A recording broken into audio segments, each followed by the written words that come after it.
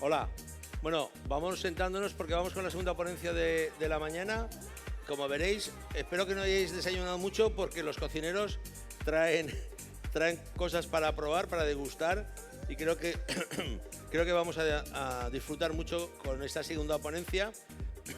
Como he dicho, Ángel, que se me ha ido, Ángel García, del Templo de Alicante. Es un restaurante contemporáneo que apostó en su momento por la carne en un mundo complicado como es Alicante, donde las barras del no manolín, del piripi, el concepto del portal, el manero, los arroces del maestral, los arroces que encuentras en la playa, pues abrir un restaurante dedicado al mundo de la carne en Alicante no es fácil. Pero bueno, Ángel tuvo fe, tuvo mucho compromiso, apostó por un producto de calidad y hoy os puedo decir que es uno de los restaurantes que más trabaja en Alicante, está en el centro de Alicante, en el Cogollito, y de verdad que es una delicia acercarlo a ver porque te va a sorprender no solamente la carne, sino las otras cosas que nos presenta, que de verdad generan mucha sorpresa porque no esperas que el mundo carnívoro pueda tener otras derivaciones. Pues bueno, pues Ángel, perdón, lo ha demostrado y os puedo asegurar que no os va a seguir no os vais a ir en ningún momento defraudados del concepto carnívoro que desarrolla Ángel. Ángel García, presenta por favor a tu equipo y empezar cuando queráis, por favor. Buenos días a todos. Lo primero, gracias por venir y aguantarnos un poquito, que vamos a daros un poco la brasa.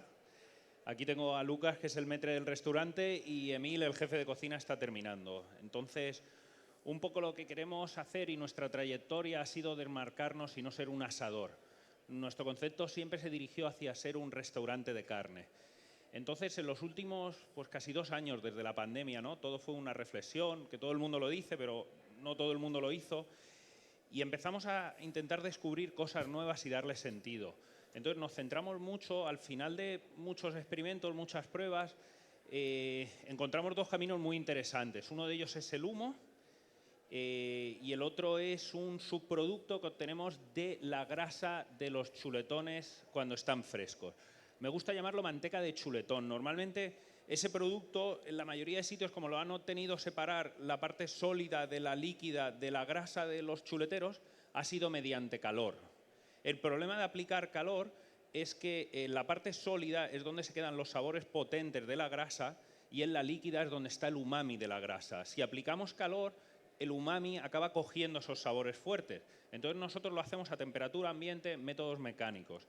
Entonces, luego probaréis varios usos porque me gusta llamarlo a eso manteca de chuletón y es un producto de sabor muy suave. Y empezaremos por el tema del humo, porque pues siempre yo creo que la moda del ahumado, cuando estuvo el Super Aladín todo el mundo haciendo los ahumados en frío, pero el ahumado va un paso más allá. Al final el ahumado, el objetivo que hay verdaderamente detrás es transmitir los aceites esenciales de las maderas al producto. Entonces, es mucho más complejo de lo que parece hasta que se le coge el punto, porque es súper importante la temperatura de la combustión, la temperatura de la cámara donde se está combustionando, la temperatura de la cámara donde se está ahumando, para conseguir que tenga sabor a esa madera, a ese humo, pero muy ligero.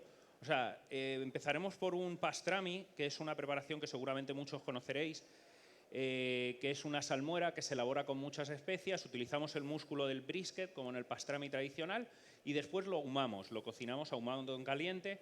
Y lo que quiero que veáis es cómo el humo, ese ahumado, esas notas de madera, es un ingrediente secundario, porque es lo que considero que debe ser. Si tenemos un sabor a humo primario, estamos destrozando el producto y estamos destrozando casi la experiencia, o al menos así lo entiendo yo. Entonces, empezaremos para que probéis eso, método digital con dedos, el pastrami, y para que veáis que detrás de los ahumados lo suyo es que sea una nota, no que sea el principal. Tenéis esta bandeja también. Pide más servilletas. No, que pidas más. Pastrami no es una carne muy conocida en Valencia o en la Comunidad Valenciana, en Alicante. En Madrid sí, en Madrid hay un restaurante, Cats, que hace el típico bocata de pastrami de la película Cuando Harry encontró a Sally.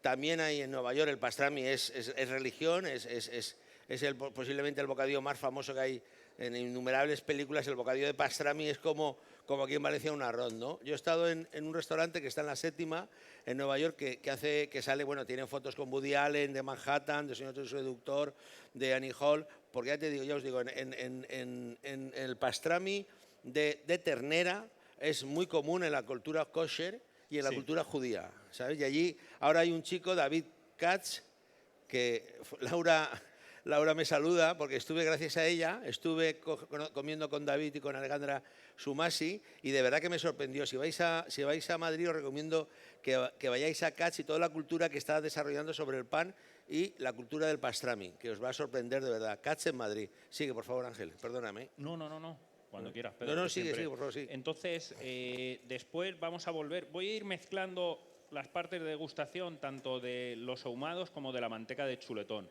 Después del pastrami, vamos a pasar a una anchoa. La tengo aquí en una tosta de sabor muy neutro y va a llevar por encima la manteca de chuletón. Es una combinación que puede sonar fea, la grasa de vaca, pero es para que veáis cómo en la grasa de vaca hay un umami brutal que si no conseguimos no contaminarla con el sabor potente, lo que hace es potenciarnos los sabores. Entonces, Lucas, porfa, va a ir poniéndolo y es una anchoa elaborada aquí por Rafa López. Rafa López, que nos gustaría que estuviera aquí para ver a sus crías que salen al mercado. La presentación va a ser un poco fea. Normalmente nosotros lo que hacemos es pan, manteca de chuletón, anchoa en el menú degustación. En este caso lo vamos a poner encima para que lo podáis ver porque es un poquito formativo, ¿no? Aquí y de publicidad para que veáis cómo se ve, incluso si queréis probarla un poquito con el dedo. Entonces el objetivo detrás es potenciar el sabor de la anchoa. Después aquí está Emil cortando el solomillo para hacer un steak tartar, donde también usamos la manteca de chuletón en sustitución del aceite de oliva. ¿Ves? Vuestros anteriores, Carlos de Aldaya, Carlos aderezaba ese stick tartar con ese aceite de la raza Redford que lo ha hecho y ha quedado muy... Claro. Lo que pasa es que este es buscando que no tenga sabor a grasa de vaca, sino hacer la potenciación del resto de los ingredientes del steak tartar. Entonces, seguramente ni en la anchoa ni en el steak tartar vais a notar un sabor a vaca. El caso es un producto que nos aporta un umami natural, lo tenemos en el restaurante, en cualquier restaurante de carne tiramos una barbaridad de kilos de grasa, es una exageración, y de esta manera lo que conseguimos es, pues, eso, un aprovechamiento y sobre todo un producto de muchísima calidad al final. Lo voy a ir dejando a los chicos para que lo saquen.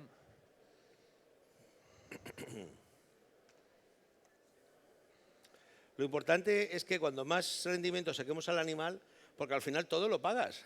Claro, pero y son productos buenos. Es como si desechásemos, ¿verdad?, del pescado, las cocochas aprovechamos todo. O las carrilleras de la merluza. Efectivamente, las espinas, hacemos caldos. Pues esta es una manera de, a través de la grasa, cuando es de la carne fresca, al madurarla sí que cambia. Y luego pues aprovecho para hablar un poquito. Nosotros somos especialistas en madurar la carne, pero nosotros lo hacemos muy diferente. Yo, a pesar de haber trabajado en hostelería toda mi vida, yo he trabajado durante unos años en el mundo agroalimentario y para mí la mayoría de las maduraciones de la carne, a mi entender, se deberían de hacer diferentes, que es como lo hacemos nosotros. No digo que esté mal, pero nuestra maduración es una maduración limpia, prácticamente libre de moho.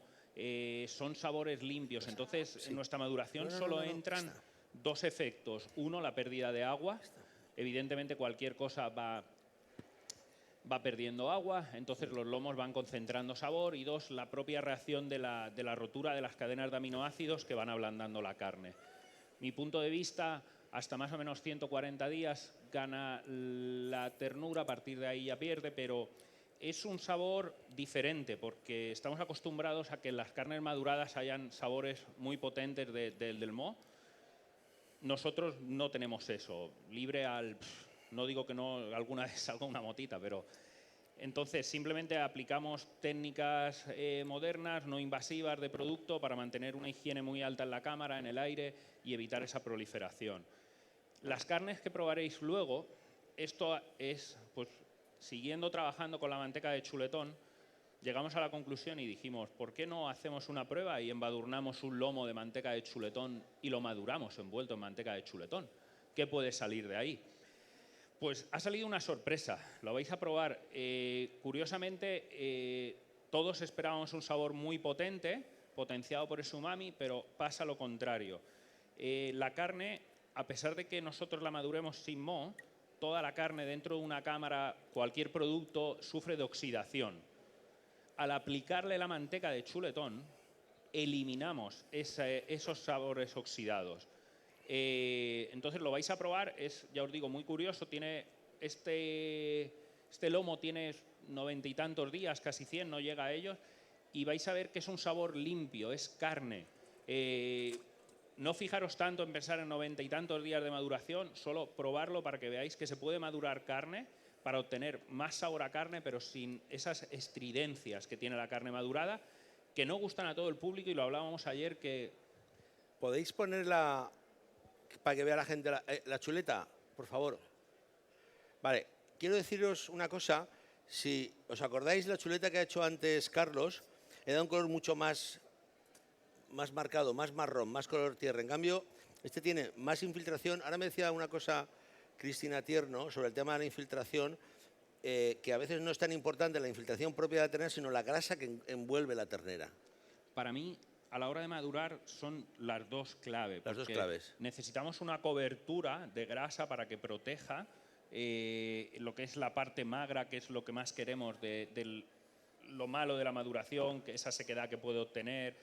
Y luego también necesitamos una grasa infiltrada para que esa carne evolucione. Yo, por ejemplo, no soy partidario de razas de poca infiltración, como por ejemplo una rubia gallega, de darle mucha maduración. Nosotros la vendemos con unos 15, 20 días. Sin embargo, ¿Qué variedad has utilizado ahora? Es un cruce de guayú con frisona. Con frisona. ¿Esto se hace en España? Sí.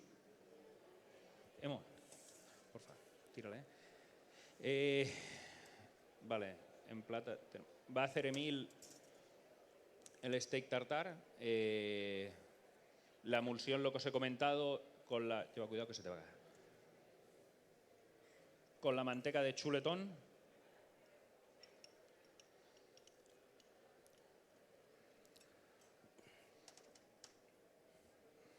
Bueno, entre lo que hemos probado antes y lo de ahora es el almorzaré Valencia. Que no se pierda. En Valencia quitamos el almuerzo y verías cómo los sindicatos saldrían en manada.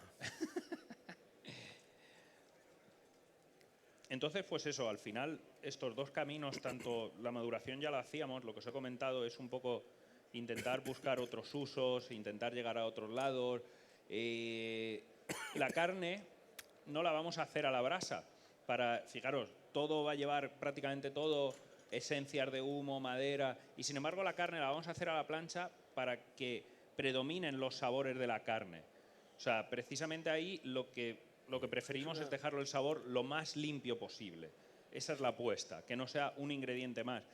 En mi opinión, muchas veces la brasa con la carne madurada es complicado, porque como no lo tengas muy, muy controlado, van a solaparse sabores. Los sabores de humo, de carbón, como no esté muy bien usado, acaban mezclándose y quitan sabores de carne. Yo tengo que decir una cosa, y no me importa reconocerla porque fue así y así tengo que contarla, ¿no? En el País Vasco hay grandes empresas cárnicas, una de ellas es Luismi Garrazábal, de Cárnicas Luismi, que os puedo asegurar que tiene una de las mejores carnes premium que he probado yo en España. Aquí la podéis probar en Ascua, luego en Logroño, en Fuenmayor, tenéis el asador Alameda.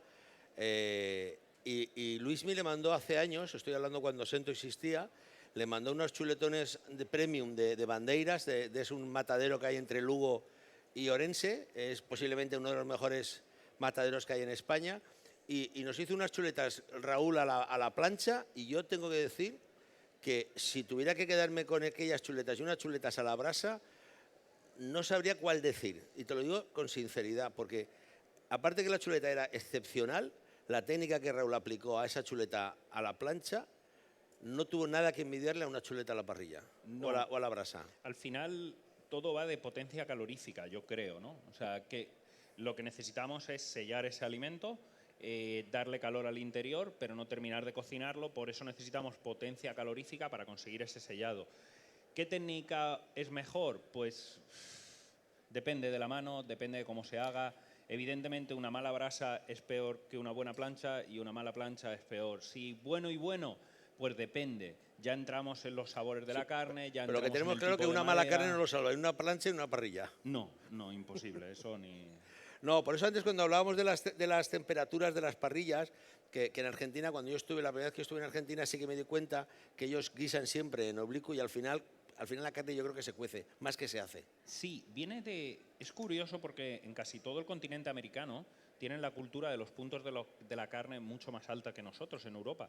Nosotros trabajamos con clientes de todo el mundo en el restaurante, por suerte, y siempre ves que en los países europeos, especialmente del sur de Europa, nos gustan los puntos bajos, luego ya en los países del norte un poquito más hecho, pero un pasito más, y sin embargo el público americano es curioso como ellos, pero hablo desde Argentina hasta Canadá, normalmente las carnes las cocinan más y sí que se acaban cociendo para nuestro punto de vista. Ellos nos dicen locos porque para ellos está cruda, pero... Otra cosa que me di cuenta cuando en Nueva York, por ejemplo, que también hay mucha cultura carnívora, que ellos gastan piezas de 35 días de maduración, piezas de 18, 20 meses y 30 días de maduración. Sí, mi experiencia también cuando he estado en Norteamérica, tanto en Estados Unidos como en Canadá, ellos tienen la ganadería cárnica muy separada de la ganadería lechera. Aquí trabajamos mucho el doble propósito de las carnes. Pasan por ciclos lecheros, después engorde, después pasan a ciclo cárnico. Sin embargo, en Norteamérica, en muchos restaurantes, recuerdo yo en Jacobs & Co. en Toronto, que hablaban en la carta hasta de la edad de sacrificio y todos eran animales jóvenes. Todos, yo creo que lo más adulto, 36 meses, y me llamó mucho la atención. Cuando estuve en Nueva York, en el Smith & Bolesky, que es un templo de los amantes de la carne, tanto como Peter Luger, como Smith & Bolesky, que también la encuentras en Chicago, te dicen que las carnes que gastan ellos son carnes de 18, 19 meses, son casi los primeros 6 meses, primer años de leche y en los primeros 6 meses, segundos, 8 meses son de pasto. O sea, no es una carne que está hecha al pasto, tiene un toque muy lácteo y ya te digo, son carnes rojas. O sea, me acuerdo yo cuando más en Smith & Bolesky fueron muy atentos conmigo, pregunté, hice fotos y de verdad me sorprendió que yo esperaba carnes tejanas, carnes con maduración, con infiltración, y no, eran carnes jóvenes. Carnes jóvenes, por ejemplo, que he encontrado muchas veces cuando he ido a Orense, al mercado de Orense, que comes esa carne que tiene 17, 18 meses, que es el paso siguiente de lo que llamamos aquí la lechal, ¿Dime? No. Perdón. De la que llamamos la mamet, que es la carne que es la de 16, 17 meses, que es la primera carne que empieza a comer pasto después de estar el año mamando. Sí, y es la diferencia. Yo también creo que ahí, yo de ganadería no sé mucho, voy a hablar, pero me puede corregir cualquiera. Una de las diferencias principales yo creo que también es que en Europa estabulamos más a los animales, les damos más pienso, y en América pastan más, especialmente en Sudamérica. En Europa cada vez tenemos más el problema que todos somos presentes, pero que es una cosa beneficiosa para la sociedad, que es el coste de la mano de obra, es porque nuestro nivel de vida es muy alto, y sin embargo en la parte de América del Sur contratar a 2 vaqueros para que saquen a pasturear sale muchísimo más barato que empezar a importar materiales, construir establos y toda la tecnología que cada vez más se aplica tanto en la agricultura como en ganadería. Entonces, sí que es verdad que los animales que pastan, que se hacen mayores pastando, mucha alimentación, poco pienso, las carnes tienden a ser más duras. Y yo creo que también por eso ellos desarrollan ese ganado cárnico diferente al ganado lácteo. Muy bien. ¿Seguimos? ¿Vamos con el steak tartar? El steak tartar, chicos, dejarle a Marc que si queréis que vaya haciendo. Ya está. Podríamos haber hecho casi un concurso de steak tartar hoy. No sé si Juan Travé también traerá. Si traerá. Dime, Julián, ¿querías hacer un...?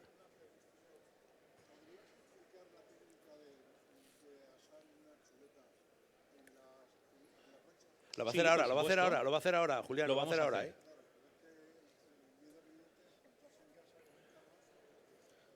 Claro, el problema que tenemos en casa es que la mayoría de planchas, sartenes, son de grosor muy fino. Entonces, cuando echamos una pieza de carne y muchas veces en casa la echamos un poquito fría, entonces no está bien atemperada. Entonces lo que nos pasa precisamente en casa muchas veces, los malos resultados vienen por malas preparaciones, porque no tenemos sartenes o planchas gruesas, echamos piezas que tienden a estar mal atemperadas, entonces enseguida la reserva de calor que pueda tener esa plancha se va. Entonces dejamos de asar para empezar a cocer. Entonces, la recomendación, quien quiera asarse chuletas en casa, lo primero que seguramente utilizar gas, comprar una plancha. Yo tengo una que es de mi abuela, que era de mi abuela, que así de gruesa. Entonces la pongo en el hornillo, lo caliento y lo hago en casa perfectamente. Pero en casa tenemos el reto de que al echar una pieza de carne grande en la plancha va a robarle mucho de su reserva calorífica y entonces ya el tipo de cocción cambia. Entonces lo que es súper importante en casa es pues atemperarla. Para que veáis, yo como no sabía con qué iba a jugar, yo esta carne la saqué anoche. Cuando llegué al hotel la saqué anoche para que esté perfectamente atemperada. Eso es una de las cosas que nosotros llevamos mucho mimo en Templo, es intentar tener la carne cortada antes, atemperarla muy bien, con cariño, porque después nuestra carne nunca entra al horno. ¿Por qué? Porque en el horno volvemos a lo mismo, esos jugos internos de la carne empiezan a calentarse en exceso y la carne empieza a cocerse. Entonces perdemos textura, perdemos sabor. Pero claro, hay en ocasiones que es inevitable. Luego, ahora volvemos a los ahumados y aquí tenemos una pequeña degustación de estas elaboraciones que hacemos en el restaurante. Todo viene fresco. ¿Perdón? Vamos a empezar a salar. Sí, Emo. Pasa un poquito la grasa, ¿sabes? Y luego la sal. ¿Quieres sal gruesa? Que te traigan... Perdona, ¿puedes traer sal gruesa? Vale, bueno, vamos a ir por dos partes. Emo va a ir haciendo la carne y yo os voy a explicar. Estos son pescados que traemos completamente crudos al restaurante, los ahumamos y los curamos. Usamos madera de manzano para intentar no darle demasiada potencia, porque queremos que el ahumado sea lo mismo que antes, un sabor más, incluso secundario. Utilizamos tres. Utilizamos cola de atún rojo de atún Fuentes, y la cola precisamente porque es la parte menos valorada, es una parte más fibrosa, es una parte más dura. Entonces, lo dicho, lo ahumamos, le hacemos una semisalazón y es un producto muy diferente, tú lo has probado, porque no tiene el sabor que esperamos que tenga el atún, al ser una especie de semisalazón, y está súper tierno. Después tenemos el salmón, que es... cuando lo probéis vais a decir, si habéis comido hace poco salmón de supermercado, vais a decir, vaya mierda nos dan, y perdón por la expresión. O sea, ahumados de sabor, texturas, malas curaciones, que las disimulan con cortes finos oblicuos. Y esto pues es un salmón que en realidad no es ningún salmón super premium, es un salmón normal, pero bien trabajado. Y luego terminamos con una hueva de mujol. Para mí, la definición de la hueva de mujol en semisalazón es como morder el mar, es darle un bocado al mar. En este caso, todos los pescados se han hecho utilizando la misma técnica, pero de diferentes maneras. Lo que varía entre ellos es ratio de sal y azúcar en la curación y tiempo de estar cubiertos de la sal y azúcar. Al final, cada pescado, por su contenido graso, por su contenido en agua, necesita curaciones diferentes y también lo que vamos buscando. Entonces, lo vamos a pasar. El orden... yo haría primero el salmón, el atún, aunque ahí tampoco importa tanto. Lo que sí que es súper importante que la hueva de mujol siempre sea la última, porque tiene mucha potencia de sabor. ¿Lo coges? Y lo mismo que antes. El sabor a humo es un sabor secundario que está presente, pero no nos va a robar ninguno de los sabores. Está un poco fuerte, ¿no? ¿Qué bajamos? ¿Bajamos? Ah, vale, perdón. Está ahí. No, con este. No, este es de este lado y este es de este lado. ¿Te han traído la sal gruesa? Sí, la he visto yo. Sí, no, lo he visto en un paquete yo. Sí, he hecho una carrera. Baja tú y lo ves. He hecho una carrera, disculparme. Un segundito. Sal gruesa. Cuando puedas, súbeme otra de agua, por favor. Sí. ¿La gruesa? Mira, ahí tienes. Estaba ahí, sí, la... Es que... Menos mal que tenemos aquí gente con mejores ojos que nosotros.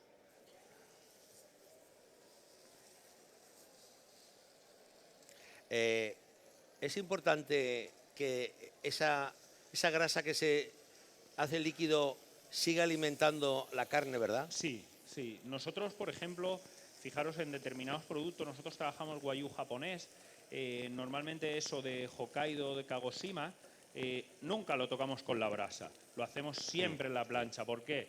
Por todas esas grasas que se van desprendiendo, siguen dando sabor. Si la cámara puede enfocar aquí, veis que para conseguir un buen sellado es potencia calorífica, no es para conseguirlo. Muchas veces el problema de usar elementos como Hosper, Kamado, es que al cerrarlos la brasa no se queda tan viva como en una brasa abierta. Y muchas veces vemos carnes hechas en este tipo de instrumental no se quedan tan, no consiguen un sellado tan potente, pero porque precisamente al cerrar la puerta esas brasas se van apagando y consiguen una estabilización, no deja de ser un horno. Entonces yo siempre soy partidario de o utilizar brasa abierta o utilizar una buena plancha. Yo te puedo decirte que yo pues creo que fue en el año 2006, hice un artículo sobre Wagyu y me escribieron de una carnicería que hay en Madrid que se llama Raza Nostra, que de verdad que si habéis ido al mercado de Chamartín, os recomiendo que vayáis porque es un frontal casi de 20 metros o 25 metros, toda llena de carnes de distintas especias. Y bueno, compré un surtido, el día que venía de Madrid Fusión, compré surtido y compré varios entrecots o lomos bajos de Wagyu. Y fui a casa de un amigo que tenía una parrilla, Alejandro Mengual, en Asador La Vid, y hicimos la carne Wagyu a la brasa. Bueno, pues nos quedó muy seca. Entonces, claro, hablando con ellos, dijeron, no, la carne Wagyu hay que hacerla, era Wagyu europeos, eran unos Wagyus que empezaron a comercializarse de Burgos, que tuvieron mucho éxito, y luego me dijeron, no, la carne Wagyu hay que hacerla a la parrilla sí o sí, porque esa grasa que decía Ángel, que cae, seca la pieza, y al final lo que estás comiendo es una carne muy seca. Sí, y parte del Wagyu, lo especial que tiene, al fin y al cabo, es esa grasa que es rica en ácidos que grasos se retroalimenta. De insaturados. hecho en Shanghái o en Singapur, las grandes Wagyus que traen japonés, que pagan el kilo a 2.000 pavos, que mi hermano me cuenta cuando va a Tokio que lo ve, pero que no, ni se le ocurre, que en Tokio o en Singapur la hacen a la parrilla, una plancha de estas, no me acuerdo, teriyaki, una parrilla teriyaki. Lucas, corta mitad, que hay bastante gente. Sí. O muy bien, corta muy bien. esa mitad y yo creo que con lo demás, la gente que veo, bueno, van a empezar a salir carne y seguro que viene más gente. Cada vez que hemos hecho un show y empezamos a sacar la carne, se llena todo. ¿Por qué será?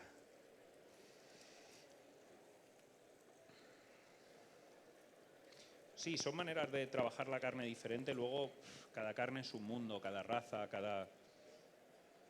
Pero... Ayudarle a ponerle merillas a la palilla, por favor. ¿Tenemos alguien más? ¿Algún alumno que nos pueda echar una mano? Pasar, por favor, subir y ponemos palillos a la carne para que lo pruebe la gente. O si queréis, Ángel, que baje la parrilla y que la gente lo pinche ya directamente. Y así ganamos unos minutos. Pues sí. Vale. Ponlo directamente y que la gente vaya pinchándolo y así ya vamos. Sí. Ponlo ahí. Ponlo en la misma, si no, y así aprovechamos la otra chuleta. Vale, mirar, fijaros, esto es pues, una práctica que es ponerlo un poquito de pie, forzamos esa grasa de la cobertura a salir, junto con la sal, lo que nos consigue dar es esa costra que estamos buscando, lo que hablamos. Lo que pasa es que jugar fuera de casa no sale tan perfecto, pero precisamente la mezcla de la sal junto con la grasa que se derrite nos favorece la cauterización y esa formación de la costra. Que alguna compañía tuya lleve los palillos. Y también aprovechamos para trinchar aquí los chuletones, porque en Templo siempre trinchamos la carne delante del cliente, por eso también ha venido el metre y por eso está tan suelto con el cuchillo. Siempre nos gusta hacerlo porque y que vaya cogiendo la gente coge el pinche y se la quede el pinche, ¿de acuerdo? El palillo. Que ves con ella para que después de pedirla, antes de empezar a cocinarla, la enseñamos para confirmar que al cliente le guste la pieza y después, una vez cocinada, la trinchamos delante del cliente para que, pues oye, a la gente le da gusto ver cómo trabajas el producto que va a comer. Hablábamos de esta carne, tenía muy poca maduración, ¿no? No, estamos hablando que va a ser una 90, sorpresa. 90, ¿no? Sí, 90 y tantos días, no llega a los 100. Hombre, con el cadáver que nos ha, bueno, con la piedra que nos ha tenido antes de 1100 días, eso parecía, vamos. Toma, Pedro, no te quedes tú sin comer nada, hombre.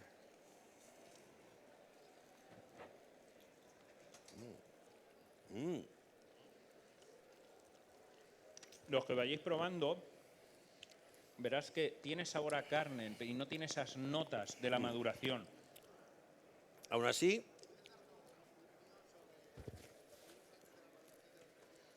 mi opinión personal es que yo no quiero que entren esos sabores. Yo quiero vender carne que sepa a carne.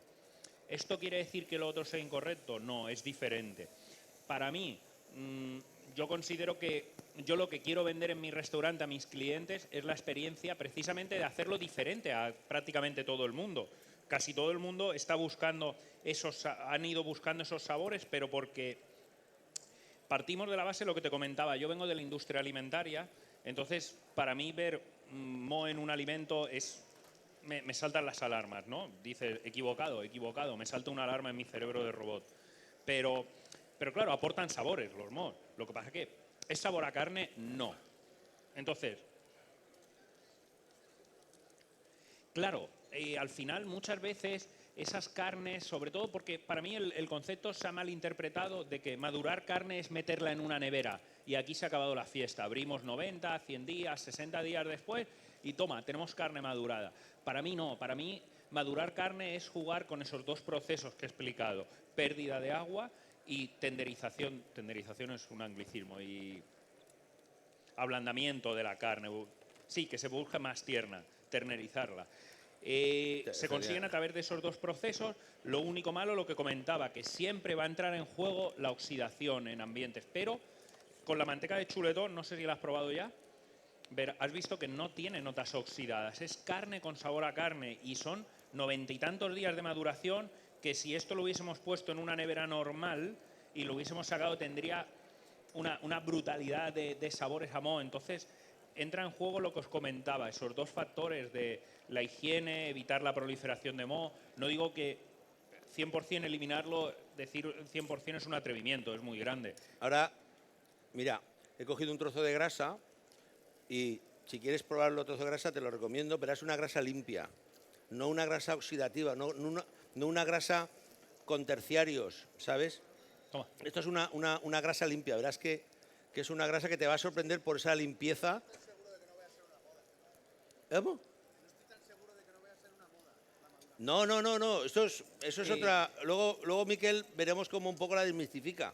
Desmitifica, Claro, pero. Es imprescindible. Pero ves cómo no Claro. tiene esos puntos que te cansan, que se te hace bola, ¿sabes? Que incluso que en la grasa hay terneza. Esa terneza es esa sensación que tú tienes cuando vas mascando, salen los jugos y la carne se va deshaciendo. No, cuando tú te tiras un trozo de carne, la terneza es que conforme la vas mordiendo, la carne se va deshaciendo y no te la pasas de bola a bola, o sea, no te pasa de carrilla a carrilla, ¿no? Pero te has dado cuenta que esa grasa posiblemente con 90 días o 100 días de maduración, posiblemente nos saturaría, mientras que esta no nos ha saturado. ¿Ves? No es para comer medio kilo, pero que si comes 2 trocitos o 4, no hay problema de esa sensación, no hay problema. Ahora decimos, ¿la maduración es una moda? Para mí la maduración extrema, sí. Muchas veces a mí me gusta usar el término afinar la carne. Hay carnes que madurándolas ganan. Hay otras que no. Para mí, lo he dicho, para mí madurar una rubia gallega que no tiene infiltración apenas, no le vamos a aportar mucho. O sea, sin embargo, madurar esta, que es un cruce guayú con frisona, madurar frisonas con infiltración, con el paso del tiempo sí que ganan. A mí personalmente dices, oye Ángel, ¿cuál es para ti la maduración óptima de una frisona con infiltración? A mí, lo que más me gusta a mí, pero hablamos de cosas personales, es en torno a los 70, 80 días. Y hablamos de una maduración limpia, sin moho. Pero luego yo tengo clientes que hasta tienen mi número personal y claro, con la pandemia nosotros maduramos la cámara, en nuestra cámara. Nosotros tenemos normalmente unos 50, 60 lomos siempre en rotación para poder tener. Entonces, en plena pandemia, ¿qué comprábamos? Pues íbamos así. Parece que hay faena, compramos más. Parece que hay menos, compramos menos. Entonces, muchas veces tener más 100 días era muy complicado porque si llegan con unos 10, 15, 20 días, son 3 meses lo que lo tienes que tener. Entonces, varios buenos clientes tienen mi número personal, ahora siempre lo hay, pero en esa época me escribían: oye, Ángel, ¿qué es lo que tienes más madurado?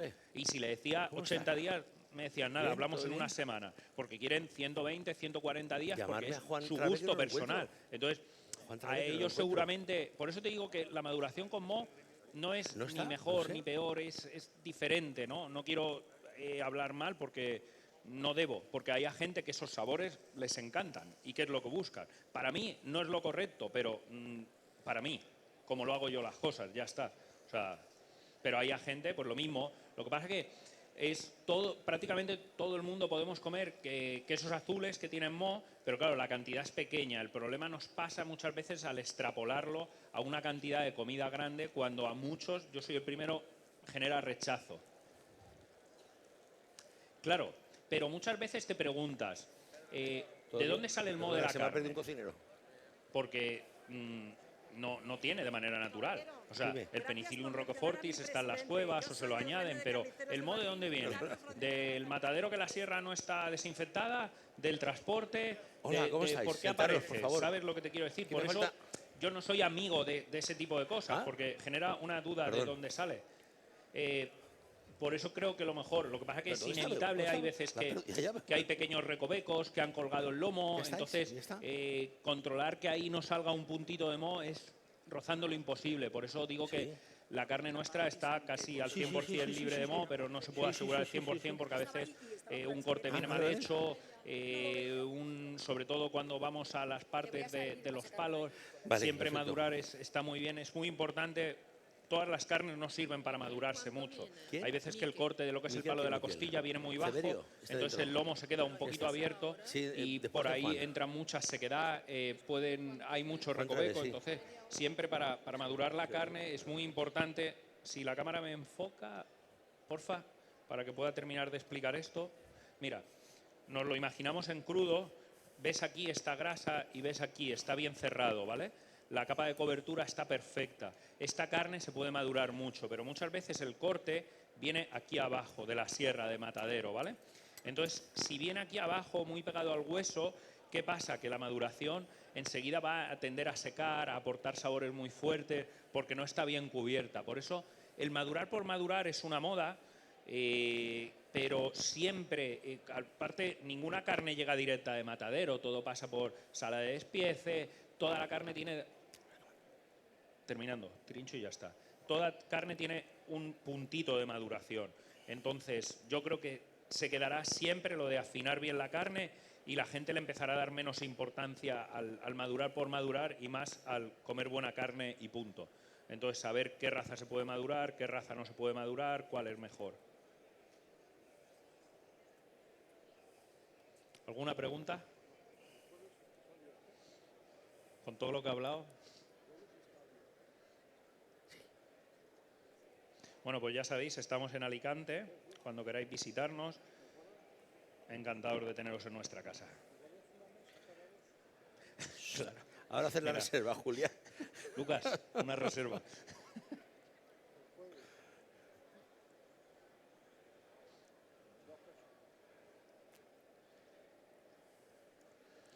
Y me falta una bandejita, chicos. Bueno, si no es llevar esto dentro y comerlo con la gente dentro. Ah, bueno, sí, también. Así vamos acabando, ya la gente ya ha comido. Bueno, pues muchas gracias por haber venido. Un fuerte aplauso, porque de verdad que Ángel ha demostrado otra sensación, otra oferta y otra singularidad que nos puede ofrecer un asador. ¿De acuerdo, Juan? Ángel, sí. Muchas gracias por venir. A ti, Pedro, por invitarme. Y de verdad que ha merecido la pena llamarte, porque de verdad siempre nos has descubierto cosas nuevas que no nos atrevíamos a preguntar, como diría Woody Allen. Todo lo que quería saber sobre la carne y no se atrevía a preguntar, ¿de acuerdo? Y encima, como dice mi mujer, soy muy sinvergüenza y no me da vergüenza hablar en público. Muy bien. Ahora ve a Juan Traver, el carnicero chef. ¿Bajamos por allí? Sí.